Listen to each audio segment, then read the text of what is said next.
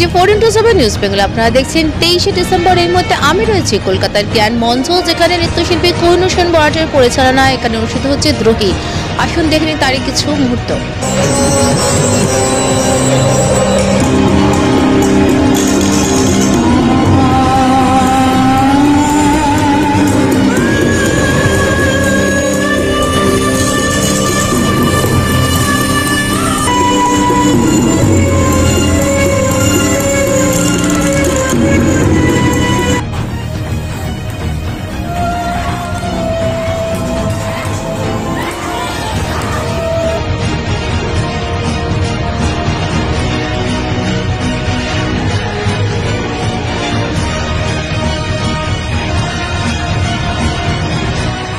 প্রথমবার মঞ্চস্থ হল নৃত্যনাট্য দ্রোহী। কৌশিক সেনগুপ্তের কাহিনী ও রচনায় সৃষ্টি দ্রোহী রূপ পেল নৃত্যশিল্পী কোহিনূর সেন বরাটের নৃত্য পরিকল্পনা ও পরিচালনায়। মঞ্চস্থ হওয়া এই দ্রোহী নৃত্যনাট্যে পূর্বে দ্রৌপদী হোক বা বর্তমানে হাতরাস, মণিপুর, অভয়া কিংবা দেশের বিভিন্ন জায়গায় ঘটে যাওয়া নারীদের ওপর নির্মম অত্যাচারের দিকটি পরিস্ফুট হওয়ার সাথে তার বিরুদ্ধে ধিক্কার স্বরও জেগে উঠল নৃত্যনাট্য দ্রোহী রচয়িতাদের রচনায় ও ভাবনায়। কোহিনূর ডান্স একাডেমি ও সুজনী শিল্পীদের দ্বারা পরিবেশিত হওয়া এই নৃত্যনাট্য প্রতিবাদ জানালো নারী নির্যাতনের বিরুদ্ধে। দ্রোহী নৃত্যনাট্যে সঙ্গীতের আয়োজনে ছিলেন অরূপরতন মুখোপাধ্যায় ও সঙ্গীতে ছিলেন সুমিতা চক্রবর্তী ও জয়। এদিন দ্রোহী দেখতে দর্শকদের আসনে বিশিষ্ট ব্যক্তিত্বদের মধ্যে উপস্থিত ছিলেন সুরকার কল্যাণ সেন বরাট সহ অন্যান্যরা। আসলে এই দ্রোহী আমাদের চোখ খুলে দেওয়ার জন্য দ্রোহী করা। কৌশিক যে লিখেছে যে যুগে যুগে যে নারী নির্যাতন চলেছে সেটা মহাভারত একটি মহাকাব্য, এবং যিনি লিখেছিলেন বা যারা লিখেছিলেন তারা কিন্তু সমাজের প্রতিফলনটাই লিখেছিলেন। অর্থাৎ সেই যুগে নারীরা ওইভাবেই ট্রিটেড হতো, এবং আজকে এসে যে অবস্থা হাতরস চলছে বা যেখানে যেখানে যা হচ্ছে আমাদের রাজ্যঘর, কোনোটাই ওর বাইরে কিন্তু কিছু না। কাজেই নারীরা যে জায়গায় ছিল সেখানেই রয়েছে। তো সেইটার বিরুদ্ধে একটা জোরালো প্রতিবাদ। কোহিনূরের ডিরেকশন নির্দেশ করেছে আমার ছাত্র বাবুল মুখার্জি, ওরা সবাই মিলে। আজকে আমি দেখতে এসেছি আধ ঘন্টা, এবং এই রসটা আমি এখান থেকে ডোরিনা ক্রসিংয়ে যাব, এইটা চিন্তা করে এসেছি যে এই আগুনটা ওখানে গিয়ে ছড়াবো। বললেন যে প্রতিবাদ, হ্যাঁ, প্রতিবাদের মধ্য দিয়ে যে নাটকগুলো তাহলে তুমি কি মনে করো এতে সমাজে কতটা আলোকপাত হবে? কিছুটা হলেও হবে, কিছুটা হলেও হতে বাধ্য, কারণ যুগে যুগে কিন্তু এটাই হয়ে এসছে। সংস্কৃতি কিন্তু পথ দেখায়।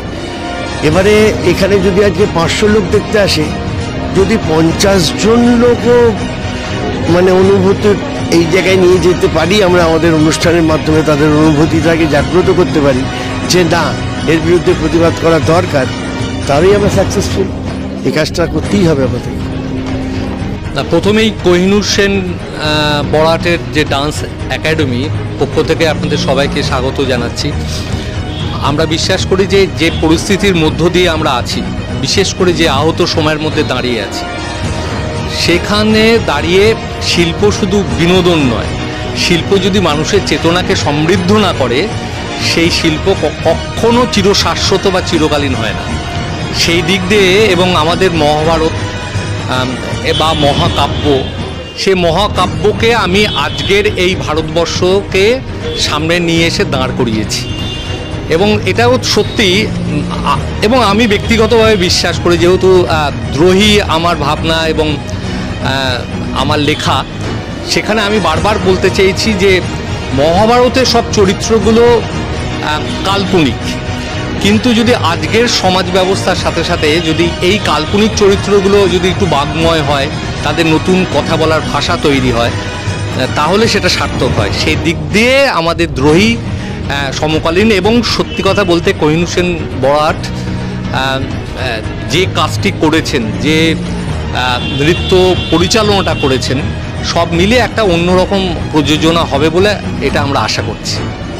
আসলে অভয়াটা আমরা যখন এই স্ক্রিপ্টটা নিয়ে, আমার বন্ধুবর কৌশিক সেনগুপ্ত এই স্ক্রিপ্টটা লিখেছে, যখন আমরা এই স্ক্রিপ্টটা নিয়ে আলোচনা করেছিলাম, তখন মণিপুর, হায়দ্রাবাদ, দিল্লি নিয়ে হয়েছিল ব্যাপারটা, তখনও অভয়াকাণ্ডটা আসেনি। সেটা অদ্ভুতভাবে মিলে গেল, কারণ স্ক্রিপ্টটা কিন্তু আগে তৈরি।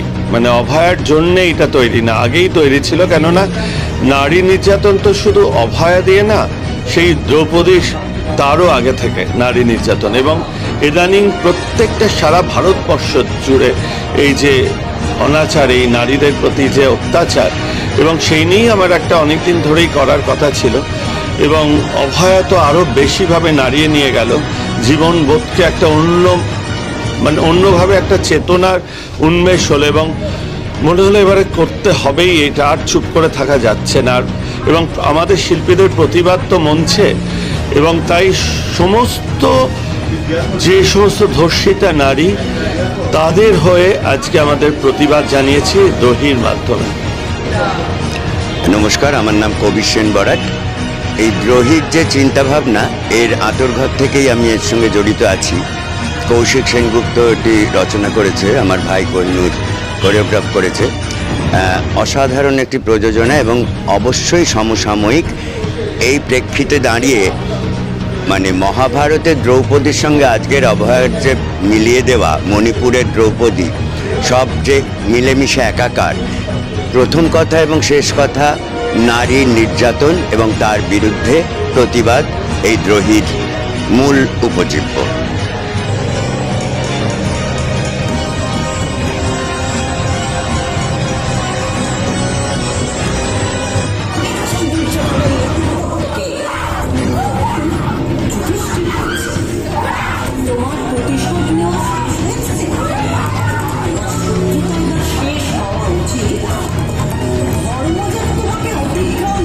টোয়েন্টি4x7 নিউজ বেঙ্গলের সঙ্গে থাকুন, সাথে থাকুন, দেখতে থাকুন সব খবরের জন্য চোখ রাখুন আমাদের চ্যানেলে।